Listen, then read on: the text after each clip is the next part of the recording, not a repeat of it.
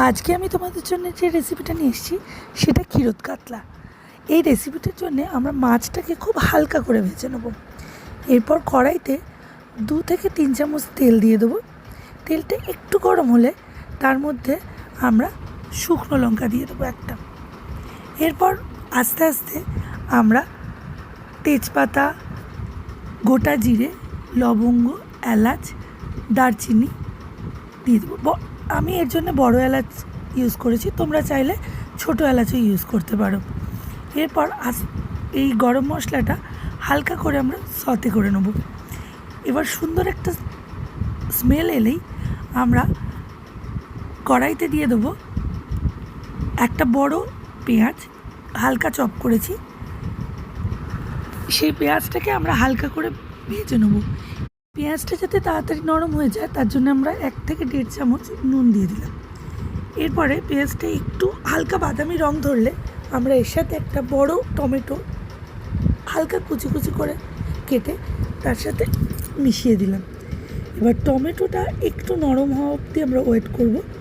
তার সাথে আমরা দিয়ে দেবো কাঁচা লঙ্কা। কাঁচা লঙ্কাটা আমরা ইউজ করছি যাতে একটা মিষ্টি, ঝাল আর নুনের ব্যালেন্সটা ঠিকঠাক থাকে। তো নামটা যেহেতু ক্ষীরোদ কাতলা, তাই আমরা কিন্তু ঝালটা খুব হালকাই দেবো। এরপর আমরা একটুখানি পেঁয়াজ, লঙ্কা, টমেটোটাকে হালকা করে ভেজে নেব, একটু নরম হওয়া পর্যন্ত ওয়েট করব। তারপর আমরা আস্তে আস্তে এর মধ্যে আমরা দিয়ে দেবো আদা বাটা। 1 চামচ মতো আদা বাটা দিচ্ছি আমরা এতে। তারপর সেটাকে আমরা ভালো করে মিক্স করে নেব। এরপর আমরা এর সাথে 1 চামচ কাশ্মীরি লঙ্কার গুঁড়ো আর 1 চামচ ধনে গুঁড়ো দিয়ে দেবো।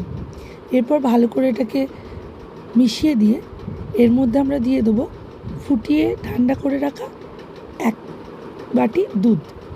এবার দুধটা যখন ফুটে আসবে তখন আমরা এর ভেতরে মাছগুলো দিয়ে দেবো। মাছগুলো দিয়ে কিছুক্ষণ আমরা ফুটতে দেবো, 2 থেকে 3 মিনিট। তার মধ্যে আমরা দিয়ে দেবো স্বাদ অনুসারে চিনি। আর তারপরে আমরা একটা মশলা তৈরি করব যেটা আমরা এর মধ্যে দেবো। তো তার মধ্যে কি থাকবে, 2 চামচ সাদা তিল, 10 থেকে 15টা কাজু আর 8 থেকে 10টা কিশমিশ।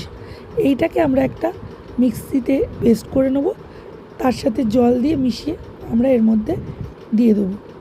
জাস্ট গ্রেভিটা যখন খুব ঘন হয়ে আসবে ওপর থেকে আমরা 1 চামচ ঘি ছড়িয়ে দেবো আর তার সাথে দিয়ে দেবো গরম মশলা। এরপরে আমরা একটুখানি স্ট্যান্ডিং টাইম দেবো। তারপরে আমরা গরম গরম ভাতের সাথে এটা পরিবেশন করব। কেমন লাগলো কমেন্ট করে অবশ্যই জানাবে।